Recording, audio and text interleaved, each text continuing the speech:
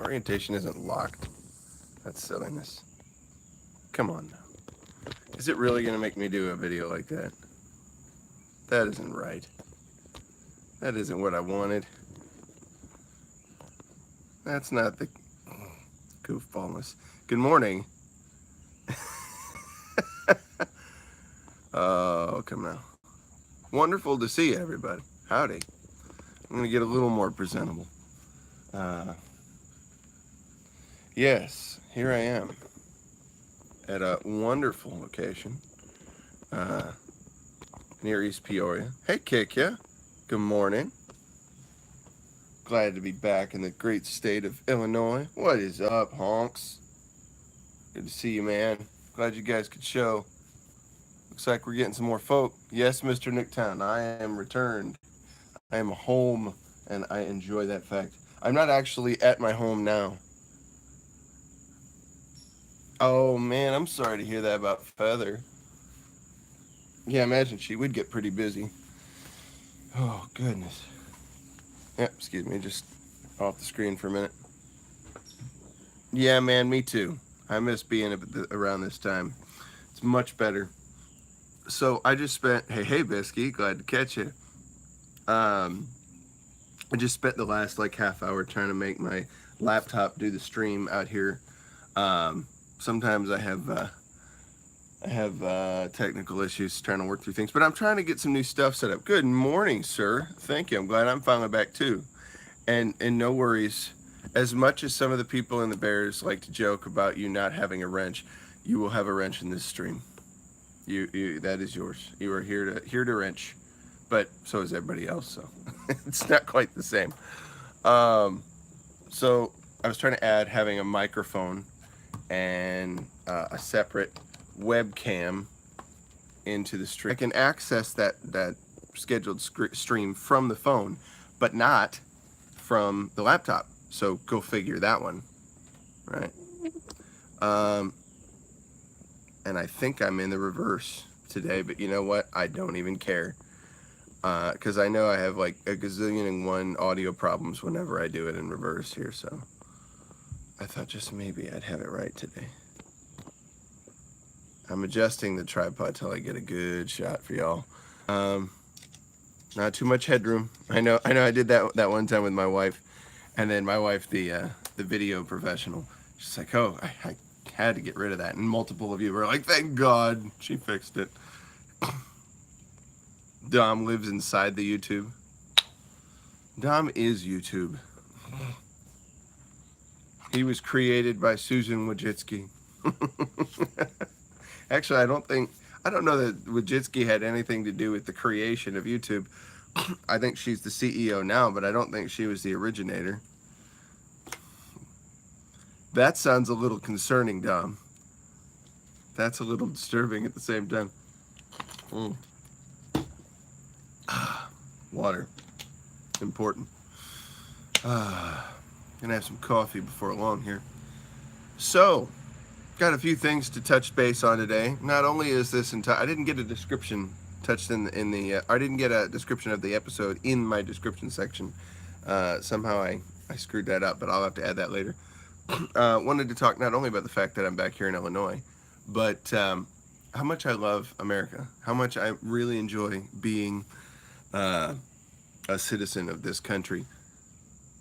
I saw an interview with Lauren Southern and Stefan Molyenux on some program in New Zealand, and it was concerning. I'm trying to ignore some of those. This interview was concerning the fact that they had been, yes, they are non-Americans. It's certainly true. They were getting ready to perform in New Zealand, and they were about an hour away from, or was it? They just after an hour after having released the venue name to those who had already bought their tickets. The owner of the venue went from excited to have them to terrified. And nobody knows all the details of that. Maybe he does. Or she. It could have been a she. I think they said he, though. That's why I went there. And this person was rather not happy to have them come perform after the exact opposite had been the case. So something was going on, and they were talking about this very cogently. And my goodness me, I thought that certain segments of American news media had difficulty conducting interviews of substance, being able to ask intelligent questions and to listen to what their interviewee had to say. I saw new depths in this particular one. New depths of willful ignorance, I think. I'm not quite sure. I hope it's willful, that they're just choosing to be, and that it's not like something they can't change. But yeah, that was almost, it was just comical. I was like laughing through that entire interview, not at Lauren or Stefan, but at the interviewer. It was like, this is like considered legitimate news. Like, wow. Crappy CIA interns. Well, the guy was just like this most of the time. Like, okay, there was a Jordan Peterson interview a while back, and I should know. I'm going to tell you right now, because I have internet on the other thing here. Let's go Jordan Peterson interview. It'll bring up Kathy Newman first, of course, because that's the viral one. But I'm thinking of this other bloke, this other individual. Boy, and I want to say it was in Denmark. It was in something. I'm not sure what country that one was from. Boy, I'd like to find it though. Not the Vice interview. Thorbjørn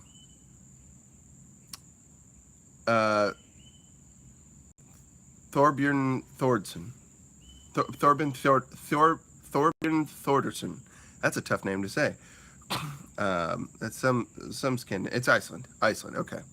And that was one from a while ago. But yeah, Thorbjørn Thordarson. Heck, it wasn't that long, about a month or so. A month or so that Jordan posted it. And that guy dug into him, but at least listened after a time. Gave him the ability to fully expatiate his point of view. It was clear that he was coming from a particular perspective. Like, it wasn't unbiased journalism, which I don't think exists largely. I think it probably does in some small pockets. Maybe some local news. There's some local news channels that are dedicated to it. Yeah, so this guy was clearly digging, and kind of like what Jordan said to Kathleen Newman. Excuse me. Hey, how about water? He should do that to really understand what's going on. That's the job in a sense. Yes, anything with Russell Brand and Jordan Peterson is always entertaining. Absolutely. I think Russell has a talent for being a bit of a behind, and yet at the same time, he's rather intelligent. He has, hey, Steve, good morning. He has the ability to probe a little bit and ask some substantive questions. He has a rather elongated and verbose way of doing so, which I have no malice toward, because I also have a long and verbose method of saying or asking anything. At any rate, so this, the Thorbjørn Thordarson interview with Jordan, I thought was more substantive from the interviewer's point of view than the one that Stefan and Lauren just had. I was blown away by that. Absolutely blown away by that. It just too funny. In fact, let's see. L-A-U-R-E-N. Yeah, I need to spell it out. And Stefan interview. New Zealand. All right, here we are. Yeah, their event canceled. Interview. Let's see now. There's probably others out there, but it's hard to know. Yeah, this is right, and the suffragettes would have been considered against the modern status quo at the time, into views that go against everything that is created. Let's see here. Beautiful culture in the world, the West. They're both on fire. New Zealand is a diverse country. We're known as a melting pot. Many people here are very proud of that. You are on the record saying that diversity is a weakness. Is this a weakness? Okay, so it's like you guys are on record as saying diversity is a weakness. Obviously, they're using diversity in a different context. They're talking about a doctrine. Hang on, I'm not going to compete with the sound of this. Questioning the cult of diversity. Yeah. Okay, if you don't want to answer that. And so when they pose a question back that's supposed to illuminate their answer, a clear rhetorical tool to help elucidate a point, right? And in a very, very intelligent way, right? Yeah, absolutely, exactly, Kika. It was just like, wow. Both of them were so articulate in this, so well thought out, and it wasn't hard to do that in response to this interviewer's questions. Oh, hi, kitten. Yes, I'm over here watching Sadie and Brutus, I believe it is. I'm getting names mixed up because we have so many different animals we're watching. And Brutus is hanging out in the backyard, right? Hang on one second. Let me let Brutus in because I think he wants to come in. Got Sadie. Come here, Brutus. There you go. Good. Yeah. Yeah, come here, Sadie Puppy. She's so good. Poor thing, she's 16 years old, and she's still kicking. But she's got some soreness in some of her joints. Good puppy, though. Yeah. So, yeah, I was massively impressed by the way that Stefan and Lauren could answer this stuff, and it was just blowing me away that like a question about diversity that obviously had context there, clear context to explain that they weren't talking about different people of different backgrounds being able to be together in one country. No one was suggesting identitarianism or anything like that at all. Like there's actual middle ground there, not pure identitarianism or every single ideology and cultural background. And I think she spoke to that there in a way that really blew me away. Hang on a second. Let me pull that up. On average, you don't judge individuals, of course, and it's not a matter of asking another one. For answering a question, it's had nothing to do with comments in Australia. I think I passed it. By asking you, is diversity really a strength if you have to bring in views that are anti-women, views that are anti-democracy, views that are anti-free speech, views that go against everything that has created the most beautiful culture in the world, being raped? Because that's what multi... Well, what I say to you, Lauren Southern, is... Here we go. I think I found it. A diverse country. You say diversity is a weakness. This country is known as a melting pot. Are you saying we're a weak country? Will you accept the diverse view that women should be stoned for the crime of being raped? Just unreal. Answer the question. Will you accept that kind of diversity? Like, I'm drawing a clear distinction between different people of different cultures and societies being able to interact together, and the idea of absolute extreme, right? Something that we should all be able to agree is totally unacceptable in society, right? that should not be permitted. And she draws that distinction so well, and the guy's just like, you didn't answer my question. Like, no, she answered your question better than you had the capacity to understand. Yeah, no. Enacting different legal systems would probably not be a great idea. And I'll give you an example of how I kind of tend to look at that. Okay, so I've probably mentioned it more than once. I probably, at this point, see myself from a theological standpoint as seeing Judeo-Christian background, raised Lutheran, spent time in some other like evangelical Mennonite churches. Some of those are more popular around this area. Um, yeah, exactly, Kik, yeah.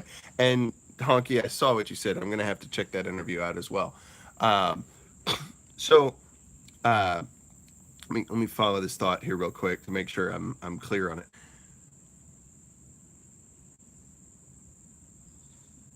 Hold on, it's early. She was talking about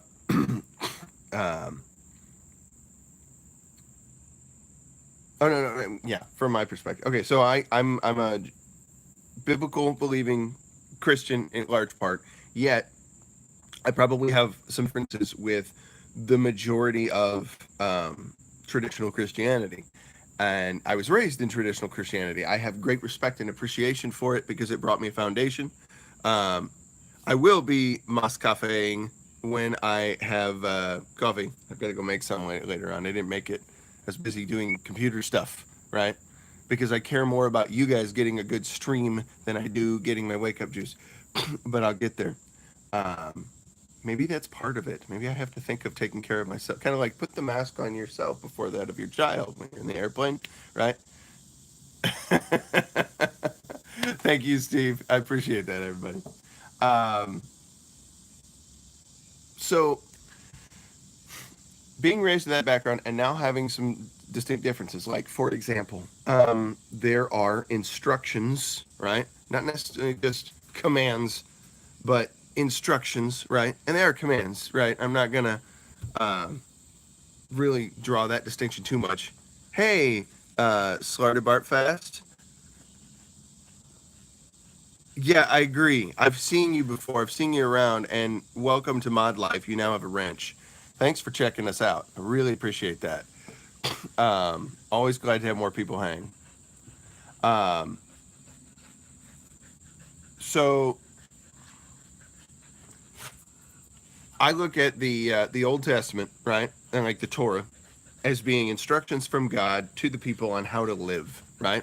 And you think, well, what about like stoning of disobedient children or putting women outside the camp during their menstrual cycle and all that kind of stuff?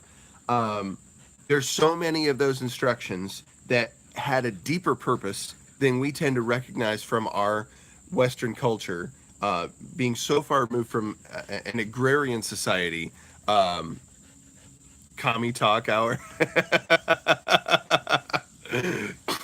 Everyone has wrenches. I've seen enough wrench fights. I'm tired of it. It's just not going to happen here. And if it does, no one will have wrenches. You'll just all come in one day. Where's my wrench? Oh, I guess I'm not alone.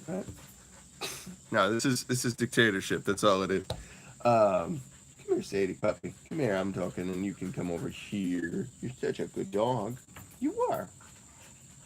Hang on. I'll tell you what. If you want to do this, you may. Hang on one second, guys. I want to make sure she gets over here to do what she's got to do. She's kind of a slower dog, so she needs some help getting out to go potty. Nice. You good? Okay. Good dog. Yeah. Yeah. I just wanted to help her get down to the restroom. All right. So the door's slow to shut. You close to had one last night, Steve. You were almost there. You know, you had the timeout inning is what you had last night. The timeout inning was so funny. All right, so I believe that those instructions in the Old Testament, many of them are still relevant, but many of them would not be practiced today. Like, we are not in a state where we would live within that government. And I think it would actually be very enjoyable if it was set up properly, right? If it was under the administration of the Almighty Creator. I think that's a way that it could be great. But having multiple sets of legal systems at the same time, I think would be horrific, right? that would be absolutely insane, because you can't possibly, like, it's an old biblical adage from Christ, like, you can't serve two masters, right? You love the one or hate the other, right? Good morning, Blue Sky. Great to see you. Just a moment. I want to let Puppy back in here. Come on, Sadie. Come on, baby girl. I'll help you up the stairs. Oh, no, no, no, no. Come on. Come this way. Come here. Yeah, come here. Come on. Here we go. Oh, good girl. Good girl. Yeah. Yeah, you need a little help, huh? You could do it. There you go. Good dog. Yeah, just needed a little potty time. All right, so that door's gonna slam on me one more time. Not super good at stopping it. There we go. At any rate, yeah, if we had multiple legal systems, it would be insane. And I think that one day there will be, how would I say this? My eschatological stance. That's like the technical term for like the theology of end times. I think once we hit heaven, or however that works, that we'll experience living under that legal system in a way. There'll still be like, it's a possibility that there will be like animal sacrifices, but it's not going to be horrific and awful. And an example of that's another thing too, like a kosher method for slaughtering a lamb, for example. And I don't know that this was always done. It's so easy, it's ridiculous we don't do it. Why do you think? I think you're not too far off there. Yeah, that's some good points. I would have to agree. I think there's a lot deeper stuff going on there, and it would be interesting to dig into. Dominion eschatology. All right, very interesting. See, I'm of the opinion that at some point we'll probably be living under that same form of rule, and the animal sacrifices would go on, but they'd be done in such a way that it's not horrific and awful. It's done in memoriam of what has gone before us and provided us with the relationship with God that we now have, thanks to sacrificial stuff, right? Especially the ultimate one, at least in my view, from Christianity, right? And that would be, I'm referring to Jesus in case somebody's not tracking. So the idea of slaughtering a lamb in this case, and this is just sort of an aside, but I think it's of interest. Sheep have like a main artery, kind of like we do, like a jugular going here. And if you are able to do it gently, right? You sort of cover their eyes and make them go in the dark, and they feel more relaxed and at ease. And you just gently let that go. They will gently bleed out, and they won't get scared. They won't get agitated. Apparently, this works for chickens too. They're relaxed, and they sort of just go to sleep. And that way, good morning, Tyler. Good to see you, Vet. They don't release any like stress hormones and things back into their bloodstream before they pass away, and there aren't any other residuals of that kind of chemical release in their in their meat once you're going to eat it. So the meat is actually healthier if they are killed in that way, in a more how would I put it? In a way where they're more chill and relaxed. So I'd be fascinated to see that. I'd be fascinated to see what other details from that system of law are worth learning about, like have lessons to teach that would be worthwhile for our day-to-day life. I find out about more of them all the time, which makes it very interesting and cool. But I'm not about to go and try to live as if I'm a Hebrew in the time of Moses or David. Like that would make no sense now. I am going to try to observe some of those things because I think they're to my benefit, but there's some that just aren't possible in our current system of government. Why? Because currently I'm living under the American legal system, right? And that's the place in which I find myself. So the biblical God-given legal system is not what has been instituted here. Now, God is still the ultimate authority in my mind, and that is who I ultimately seek to serve. However, I also obey his instruction to submit to the authority that's been put over me legally, and that is the one that I serve in this country, right? So I'm not serving two systems, right? I have one master ultimately, but there's maybe how would I put that? Like a supervisor in a sense, which would be the government of our country, probably the best one to allow my personal freedom and choice as to how I proceed in relationship to the ultimate one that I've seen on the face of the earth, right? Yeah, killed without fear. It's an interesting thing. It's a good thing. Good way to eat your meat, I would say. I have never done it, but I would be interested to learn someday. Not that I'm like chomping at the bit to slaughter animals, but I don't have a problem per se if I can eat and I learn something worthwhile from the ultimate purpose giver guy. So, at any rate, that was an aside. Fun stuff. Yes, I agree. I think that should happen, and I think many cultures do. So that's the thing. I don't think that's ever gone. A rite of passage for our kids as they get to adulthood. I can't even say that. Happy. That's a mouthful, but it's fun. I'd love to dig into why that's your screen name. It's very fun. But just adjusting my tripod. Sorry, guys.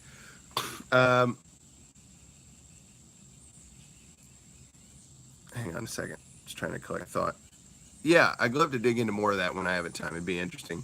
The best kill when I hunt is one where the animal is dead instantly. Yeah. Don't make them suffer. Go through a rite of passage. That's so awesome, KK. I love you guys. Oh, it's so good to be back home. Oh man, I gotta tell you. So yeah, that interview with Lauren and Stefan on what was that? News Hub. Is this News Hub? Patrick Gower. That was the guy's name. I'll call him out. Patrick Gower. Yeah, I was less than satisfied with Patrick's interviewing style. I'm not an interviewer on television or anything, so do I have to deal with all the things he has to? Do I have to deal with all the bosses above him, the political pressures and different things of that nature? No, and I empathize with him there. That's probably no fun, right? I recognize that interviewer has probably no fun in terms of the people he answers to, and so he's probably got to proceed in a particular way to keep the status quo for himself. And then, I don't know if he has a family and kids and he's trying to make sure he can provide for them. So I try to see that from their perspective too. But I have to say, it's like, yeah, the mark was missed. The mark was missed, man. I gotta tell you. And I'd hope someone would tell me, if I'm totally missing it as well. I want to show you something. I think I have enough power to unplug it. Isn't that a pretty little deck that they've got going? And it's only a section of it. They have a wonderful garden at this place. Wonderful. Beautiful area. So I'm going to say Bill and Jeannie, for their protection, so I don't necessarily name them on the stream. Let's just call them Bill and Jeannie. They're the owners of this place, and wonderful folks. My family's known them for a long time. My sister and the youngest daughter of this family used to be good friends back in the day. So those of you who are watching that know me know who this is, or really know my family well, would know this, because I think my mother might actually be watching some streams now. I haven't seen her around yet, but it's entirely possible. She became a subscriber now, so she might join in on some of these. At any rate, yeah, it's wonderful to be over here at Bill and Jeannie's. I didn't think about it. Also strange to the place of beauty that I don't deserve to be at, isn't it? Yes, absolutely, Happy. Absolutely. I just want to call you Slarta Bartfest. Or Slarta Bartfest. I want to learn more about that. Not fest, but fast. It's so funny. It just cracks me up. Funny names, right? Let's see. So, yeah, Alaska. That's a place that I'm so glad myself to have also gotten to be around in. The beauty there was unbelievable. still reeling from some of that. Cannot believe that I got to climb up a glacier, and see a glacial ice melt river flowing away that's so strong. If I'd have fallen in it, I'd probably be dead. I mean, to hike that trail up to the glacier top, that was unbelievable, because there were parts of that trail that were less than a foot and a half wide, probably less than 18 inches wide, maybe less than that. It was just narrow trails, and it was steep slopes either side. Oh, Florida Bartfest is from Hitchhiker's Guide. Why didn't I know that? I should have known that. It's been a while since I've gone through that, right? Doug Adams made some interesting stuff. That's cool. I dig that. No, it makes sense. Oh, there's a really... You lived in Alaska for 3 years? Well, then you know about the beauty. You should have enjoyed that. My sister also enjoyed Alaska for the last about 3 years. I mean, about a year ago, she moved back down to Texas to be with my folks. I'm gonna flip the script here, see if you can see. Yep, a very beautiful bright red cardinal out there, hiding in that tree, bounce around there. There you go. I'd love it if they get closer though. Probably some feeders around this yard.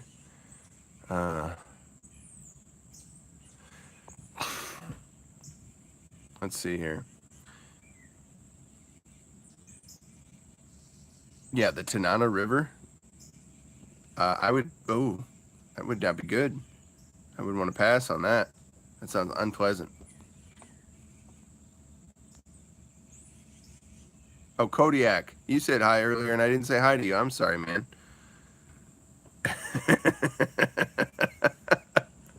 You're fjord. Oh my goodness, that's funny. Oh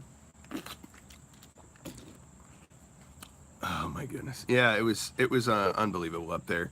The places kick you that I was at were not crazily cold though.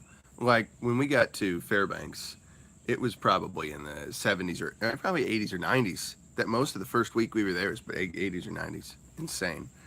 Good morning, Debbie. Glad to have you join us. Very, very cool. We were, what were we? Oh, yes. Thank you. I am tired. Yeah, you're absolutely right. That's kind of what I'm talking about, Kodiak. Having been in Alaska, part of the reason the stream got going later than I wanted was I was trying to deal with some technical things on the laptop, and I'm now doing it on the phone because it wasn't happening. But I'm still adjusting from the time difference. Like 3 hours. Right now it would be, what, 5 o'clock? No, 6 o'clock. It'd be 6:09 in Alaska right now. And I'd rather it not be with me getting up. No, thank you. I'm a happy man to get up at like 7:30 or 8. Little later this morning, like 7:57, I woke up. Oh, I want to get the stream started. And if I'd programmed the episode last night, I probably could have just hit play and gone. Excuse me. But yeah, very, very happy to not be there. And I have to say, I just enjoyed the heck out of it because it was so incredible. When you hold your life in your hands, that's kind of what I was talking about. You're walking in places that, one misstep and you're done. You get that sense of adventure. Like I think back to the old Neil Peart quote. Rush's drummer Neil Peart in his A Work in Progress double VHS instructional video. Back then, it's been made to DVD later on, but yeah, originally it was a double VHS, man. So cool. Yeah. He had the quote, danger plus survival equals fun. Well, Kodiak, you're in Mountain Time. Or no, you're in Pacific Time. I see. Very interesting. I wasn't clear on that. And Dom, you're a Midwesterner, as you should be. Somebody else had some stuff here I'm going to pay attention to in a minute. Double VHS, thank you. I appreciate you unsquirreling me. Neil Peart said danger plus survival equals fun. And he was a motorcycle enthusiast. He had some sad stuff happen in his life where I've said this before, his wife, no, excuse me, his daughter died in a single car crash about 97. Uh, it was right after their Test for Echo tour. And it was their album they released in 96. And as soon as they finished the tour for that, his daughter passed away. It was close to the end of that tour. 10 months later, his wife died of cancer. I don't know what kind. And he disappeared. Like, he's like, I'm out. Can't, this is too much. I'm out of here. Got on a bike and went all over North America. All over the place. He has a book he wrote called Ghost Rider. And he talks a lot about those experiences. I think there's some photography from some of that as well. And eventually he came back and he sat down at the drums and little by little got reacquainted with that instrument. And after a time, he thought, I guess I'd like to jam with the guys again. Oh, he went down to Patagonia? That's news. That's interesting. I didn't know he went that far. Because that would be amazing. That's one of those things I've always wanted to do as well. I hung out with Buddy Rich for 7 months. What is he doing? Doing ayahuasca down there, and got to see him. Because Buddy Rich has passed, right? So he would have had to see him spiritually in some way. Is that what you're suggesting? That's all I can bear. Unless you're talking about when he took his bicycle trip. Okay. So the one I'm talking about, Buddy Rich was already gone, I believe, at that point. I could be wrong. I'm pretty sure Buddy died before all that happened, because in the 90s, Neil put together this thing called Burning for Buddy, which was a tribute to Buddy Rich's music and life. And so that all happened before his wife and daughter died. And Buddy was already gone. I think his daughter hosted that whole expose. In fact, if you want to go see that, Neil plays some amazing stuff. You know what? That's going to happen when I have Netflix handy again. But that'll definitely happen. Yeah, if you want to see some amazing drumming, by the way, go look up a video of, it's like a Burning for Buddy drum solo trio. And you're going to get, I think it's Burning for Buddy drum solo trio. Should bring it up. Let's see here. I got to confirm because I want to give the right stuff. Not 2 R's. See, I can't spell. For Buddy. Drum solo trio. All right, so the first one that comes up is one of my favorites. 3 drummers: Dave Weckl, Vinny Colaiuta, and Steve Gadd. They are 3 of the top in the world, and they play a unison pattern together. It's a Latin groove that they get into. Very, very fun. Then they have each of them. The other 2 will hold the groove, and one of them will solo. So it starts with Weckl, and then Gadd, and then Colaiuta, right? And those are 3 of the most recorded, most incredible drummers of all time. Amazing, amazing players.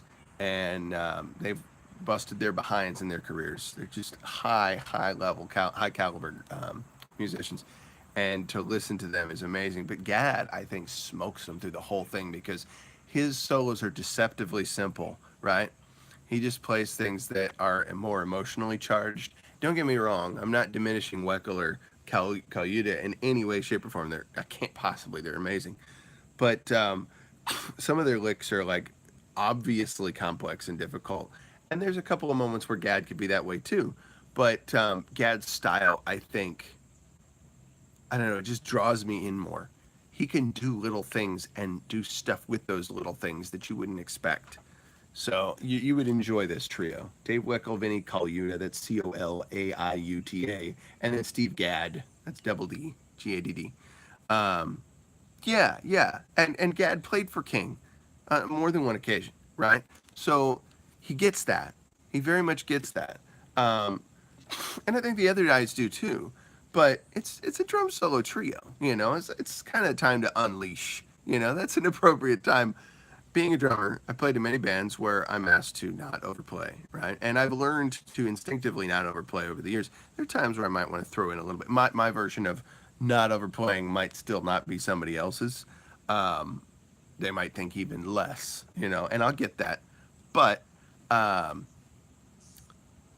really like to give the music some breath, like really just engage a little bit. If I can get a tone or just some sort of a lick that just makes you go, that's awesome, at the moment where it's appropriate to go, that's awesome. Let's see. Sorry to Bartfest left a comment. 40-second view. Oh, that's awesome. That's super cool. You're the 42nd person to view the video. Well, thank you, Slider Bartfest. I appreciate that. Not just any Slider Bartfest. Happy Slider Bartfest. Very, very cool.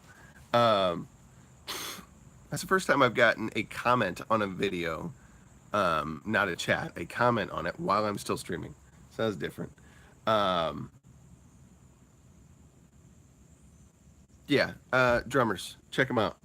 That one was great. I'm getting off on something. I forget what I was talking about. My enjoyment of how I dig into drumming and how I can make the more is more true at times, but also less is more at the right times. More often than not, less is more is better. But even Neil had something to say about that, who I was talking about before, Neil Peart. He said, you were probably all familiar with the adage, keep it simple, stupid, right? KISS. And we've all been told that as drummers. That's great, Happy. That's awesome, man. Or woman, I don't know which. I have to find out. Let's see here. Neil said something to the effect of, keep it simple, stupid. We've all been told that, and it's kind of frustrating. And in my experience, I've come to like MUSIC a whole lot better. MUSIC, make up something interesting and complimentary, right? So you can keep it simple, or you can make music. Make up something interesting and complimentary, something that draws the listener. And something interesting can be something simple, right? But just to say, well, it has to be simple is the way it's done. Sometimes less is more, but other times less costs more, right? Is the way that Neil put it again. And, you know, he talks about his action-packed busyness that he usually employs in a lot of the Rush tunes that he played on over the years. But then he'll show something of, like Buddy Rich, an old video. It's he would say, a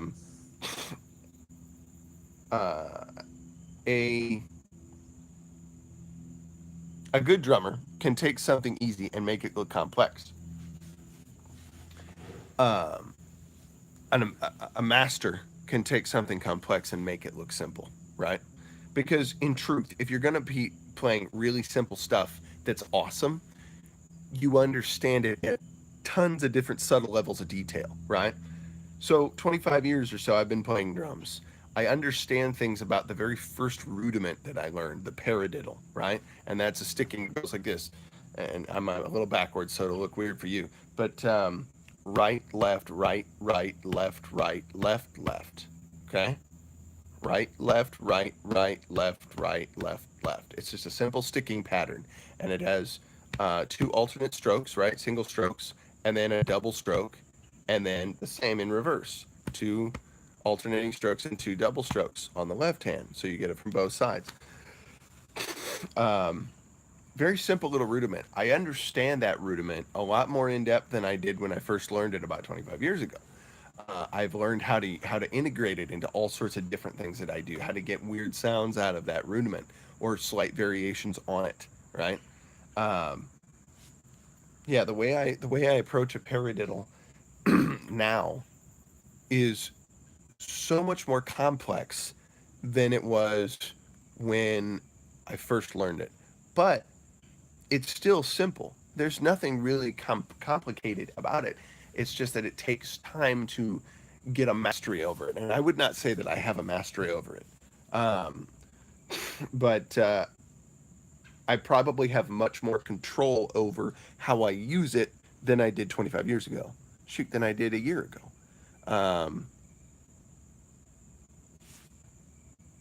Let's see what you had to say there. I'm very happily a man. Okay. In fact, I'm a dancer, and in terms of music, I have a very unique way of interpreting it, especially to a partner when I'm dancing with them. That's wonderful. I love that. In, in music, less is more when you can fit more content in less amount of time. So you're really maximizing the power of each moment. Absolutely. Absolutely. I think that's very well spoken. And I would love to see some of your dance. That would be incredible. I did some jazz dance in college, as well as a little bit of ballet. I was actually in a jazz dance class. I took the semesters in reverse. I took semester one after semester two. It was weird how that worked out, but it was a great fun. And then for extra credit, I got to sort of help out in a ballet production that was being put on at the college. Um, and I did little to no dancing. I literally just held people at the proper moments. I learned where someone needed me to hold them as they were doing an arabesque, or I don't know all the ballet terms. I never really took ballet, but I did my Pilates workouts on those abs. I could probably stand to do some today, or something more intense. Um, Probably a lot more intense than Pilates. Pilates are probably pretty weak for me, but dancer bodies are in crazy shape. Um,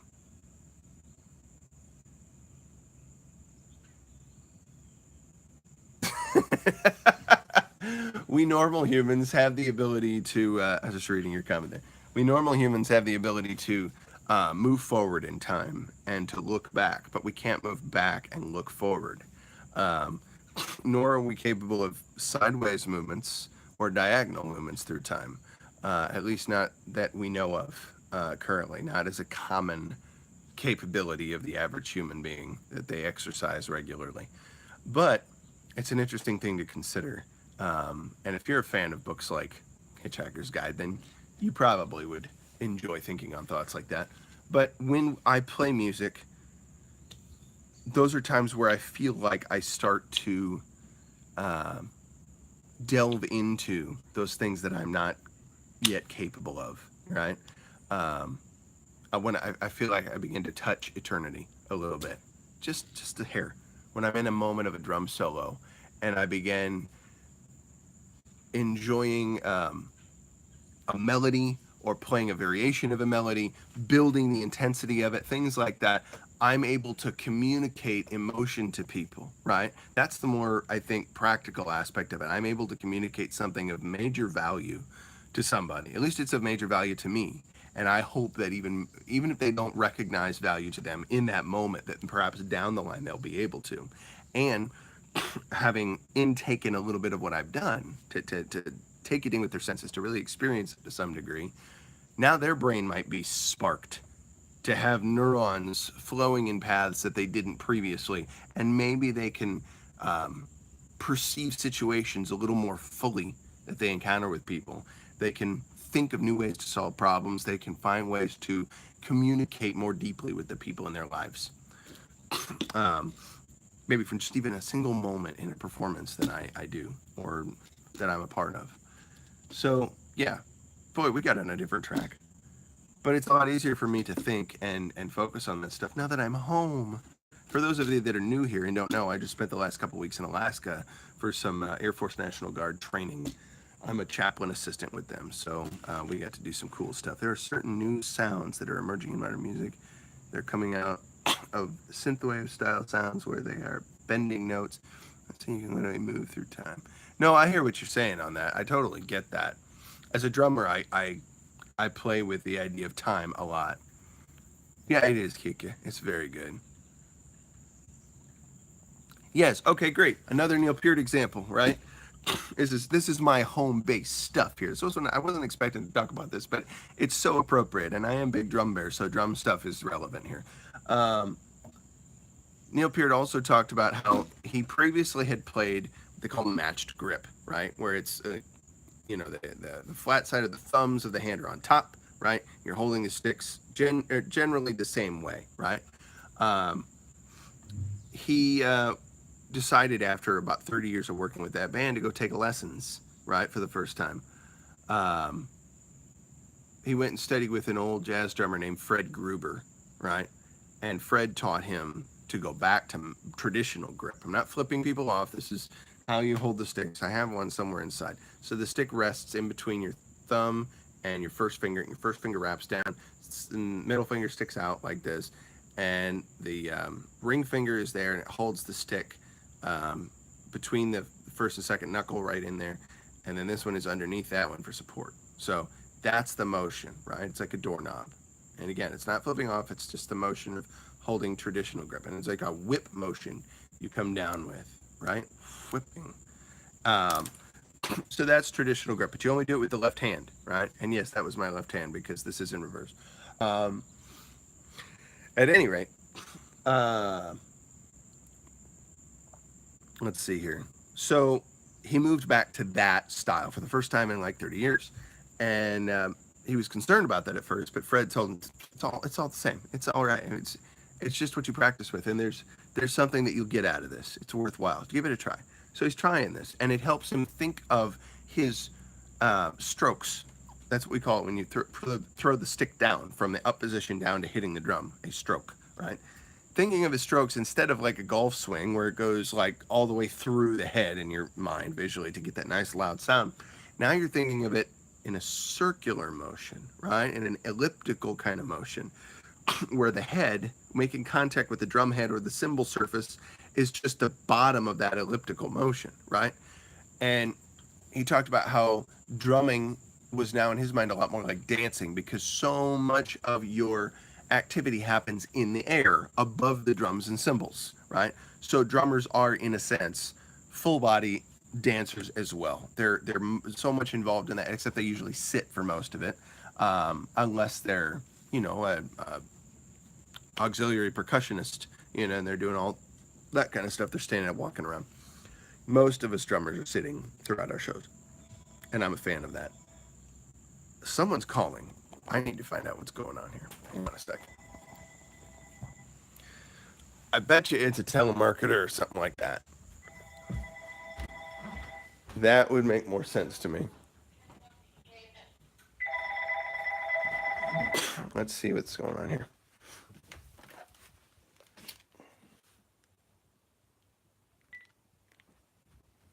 Hello? Guess not. All right. And it doesn't seem like they were trying to leave a message. I don't know. Hopefully they'll call back. But yeah, I'll keep that with me in case somebody calls again. I'm so unaccustomed to having landlines. I have to say it's been many years since I've owned a landline. Oh, man. Yes, I can. And it is something else, I tell you. All right, back into the tripod you go. No, I saw your comment. I was responding to it. Here. Excuse me. So, drumming is a lot like dancing. And happy Slaughter Bart Fest, I definitely connect with you on that part. Something about constantly being in motion is pretty amazing. At least you don't get crank calls during your stream.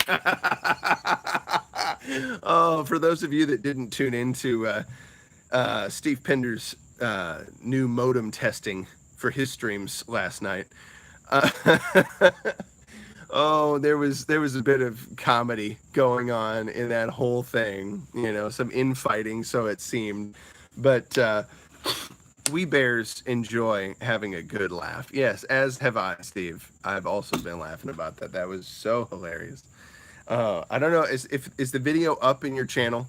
Is that test video still up in your channel? Because if it is, people should go check that out and have a blast laughing at that. It was so hilarious. That's great, man. That's awesome. Because it's going to go get liked by me. That's just fixing to happen. So funny. At any rate, so it's great to be back. It's great to be in Illinois, and it's so funny.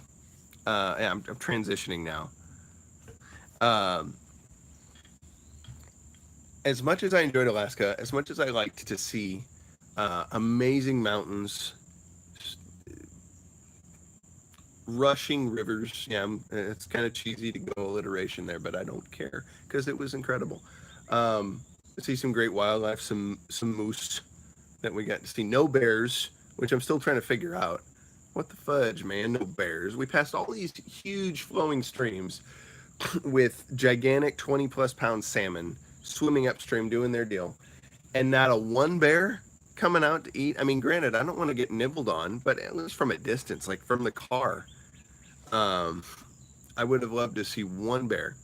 And it would have been interesting if they were great bears. They were there, and you didn't know you're. I thought about that. I was like, these bears are probably playing like hide and seek, like extremely well. You're like, nah, you can't find me, and they probably weren't that hungry, right? So I am extremely fortunate that I never came across one. Very. I know who Timothy Treadwell is. I've seen Grizzly Man. If you haven't seen that documentary, that's worth checking out. Timothy Treadwell, Grizzly Man, is the name of the documentary, and that guy was an enthusiast for bears, the actual bear kind, right? Not us. Yeah, no kidding, Mama Bear. Unbelievable, harrowing story. But documentary was interesting. It's a little graphic in the descriptions, and I guess he and his lady friend. And when you see the thing, you'd be like, "I had a lady friend."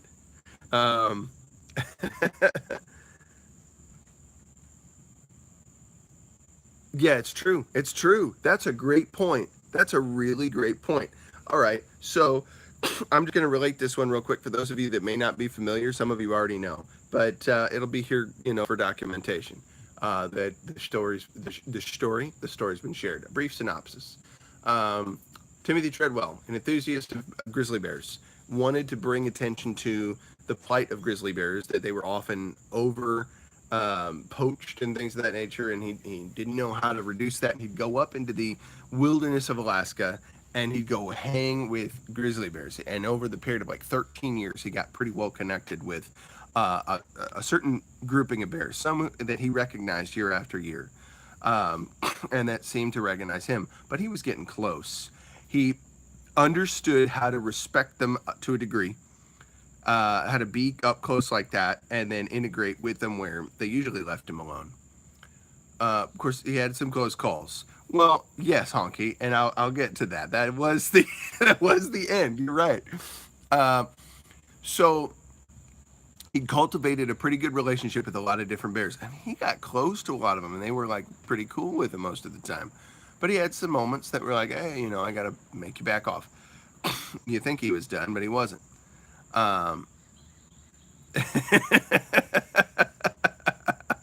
Like the Titanic on land, more or less. So a little different though. He and his girlfriend, and I tell you, even he speaks to this idea about him having a girlfriend. Kind of funny. They were up in the area where he was camping out for a little longer than they planned. Got a little toward the fall too much. Yeah, Mama Bear also, it's good to see you, by the way. So, yeah, it got a little colder, and the plane wasn't there yet to pick them up. There was some, I guess, difference on when they could get out there, so it was going to be delayed. But he and his girlfriend just had to stick where they were at their camp for a little while longer. Well, the bears he normally interacted with, they moved further south, right? Yeah, definitely. You too, Mama Bear. So those bears headed further south, and the bears that were up in the mountain areas were coming down into the valley area where he was at. Bears that he didn't know, bears that were hungry, right? Because there was less food to get up there. And I guess one wandered into his and his girlfriend's camp, and he got in a confrontation with it. And he was trying to protect his girlfriend, yelling at her to get out of there. No, he was an interesting character. That's how I'll put that. I don't know, bear or not. He was an interesting character. So this other bear comes down, and he and Tim are in a fight. He's trying to tell his girlfriend, get the heck out, you gotta leave. While the bear's eating him, and she's like so horrified. She's like, no, I'm gonna try to save you. And so she's coming after the bear, I think with a frying pan or something else, unsuccessfully. And she also gets eaten. And the video camera was playing the whole time, but with the lens cap was on. So all there was left was the screaming, you know, from that whole deal. And I think somebody may or may not have released that audio since that interview. I think it's probably out there. But the guy who did the documentary was also talking with one of the close friends of Tim Treadwell, who that audio was going to belong to. Like, all of his stuff was to go to this lady. And the documentor, he listened to the audio to determine whether or not it was something that should go in the film. And not only did he not want to put it in his film, but he told the lady who owned it, the friend of Tim's, don't ever listen to this. Don't share it with anybody. Destroy it. It's horrible. It's horrific to listen to. You don't want to know what went on here. You don't want to hear that. And you know, they were both in tears, like talking about that. Like, this is a bad idea. This is not good, because it was that horrific. So, don't get eaten by bears. Don't let it happen to you. You know, when your bears move along, you know, you kind of move along with them. Don't get into mixed with these bears that are not your bears, right? If it's your bears, you're probably good, right? As long as you're a bear and they accept you as a bear. You got to be bearified, right? But watch out for those other bears that claim to be bears, and really they're just ravenous, hungry, nasty, unbearified, uncircumcised Philistines. I don't know. Yeah, you go ahead and try to find that audio. It's probably disgusting. And sadly, you know, I've probably seen enough things that it wouldn't faze me too much at this point.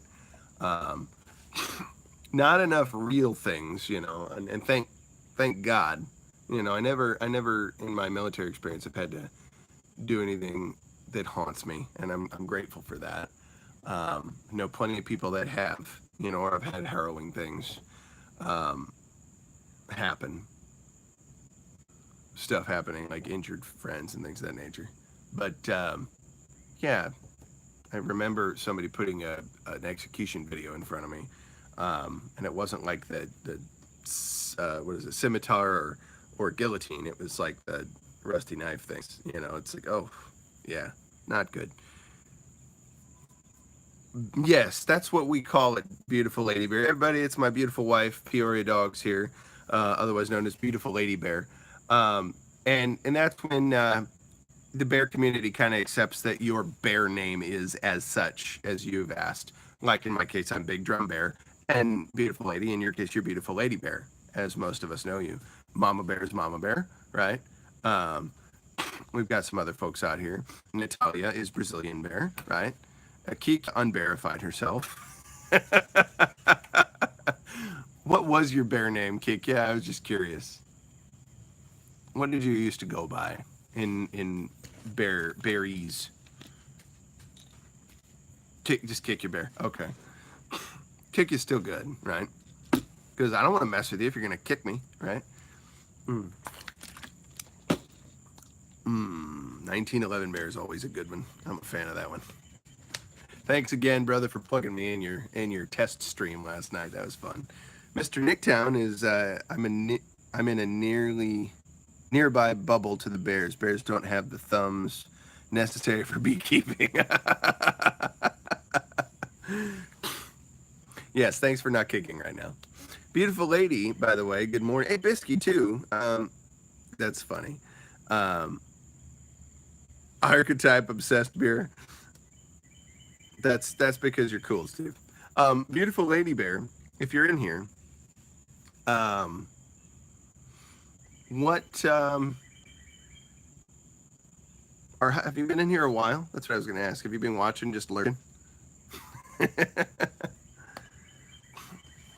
I figured you were probably here. I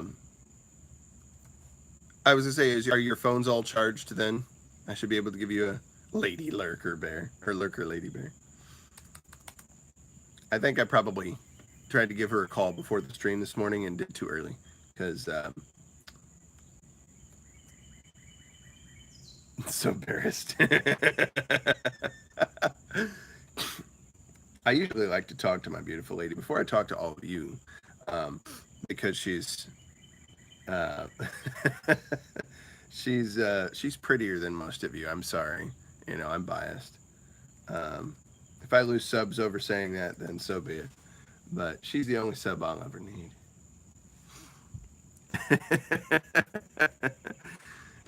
Yeah, I kind of love my wife, and it's a good thing. You should love your wives, unless you're, not married to a woman. Then love your husband. I guess it's a good thing.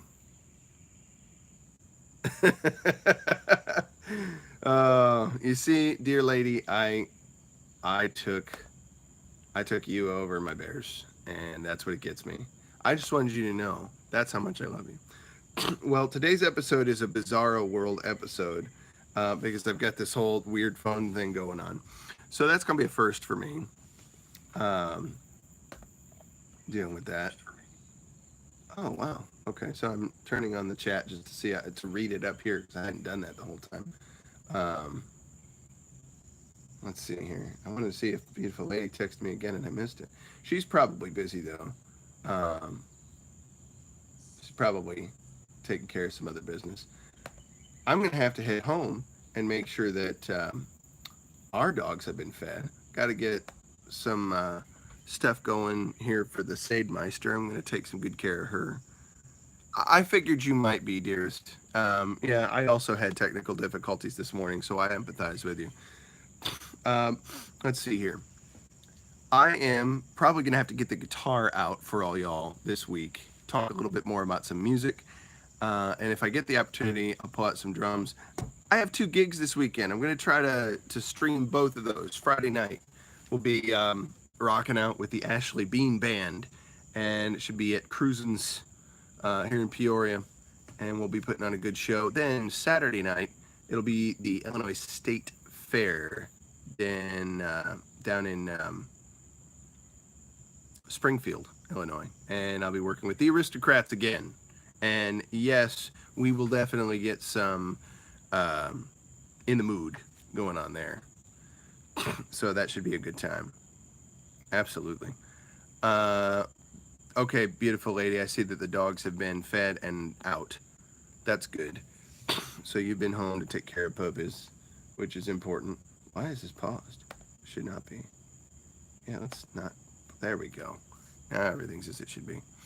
All right. Oh, happy Sort of Art Fest. You're absolutely right. I try to come into the hangout fairly regularly. So I don't know if you're in a different hangout than ours, but wherever you're at, we'll link up. We'll definitely talk about musical things. And if you didn't know, I also teach musical lessons. I do in person and online. So yeah, I'm usually in your guys. There's probably a ton of hangout chats, but we got to get you hooked up in that. Get you to meet some of the some bears outside of your circle, because I've tried to tread into other bear circles from time to time, and I'm like, these bears are a little different.